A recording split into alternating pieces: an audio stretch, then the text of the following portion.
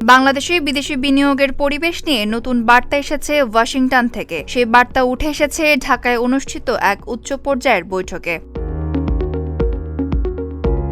শনিবার প্রধানমন্ত্রীর তেজগাঁও কার্যালয়ে প্রধানমন্ত্রী তারেক রহমানের সঙ্গে সৌজন্য সাক্ষাৎ করেন বাংলাদেশ সফররত যুক্তরাষ্ট্রের দক্ষিণ ও মধ্য এশিয়া বিষয়ক বিশেষ দূত সার্জিও গর। AKS অর্জন করল গিনেস ওয়ার্ল্ড রেকর্ডস।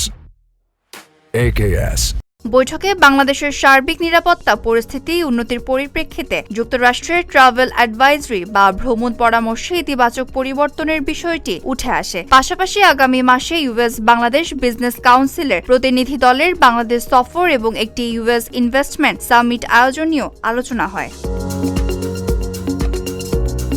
এছাড়া যুক্তরাষ্ট্রের খাদ্য ঔষধ প্রশাসন কর্তৃক পরীক্ষা কার্য পুনরায় চালু, ডিএফসির মাধ্যমে বিনিয়োগের সুযোগ সম্প্রসারণ এবং কৃষি ও তথ্য প্রযুক্তি খাতে সহযোগিতার জোরদারের বিষয়ে মতবিনিময় হয়। বৈঠকে রোহিঙ্গা সংকট নিয়েও আলোচনা হয়। এ সময় সংকটের দ্রুত টেকসই ও রাজনৈতিক সমাধানে সংশ্লিষ্ট সব পক্ষের সম্মতি উদ্যোগের প্রয়োজনীয়তার উপর গুরুত্ব দেওয়া হয়। Desk report, Dhaka post.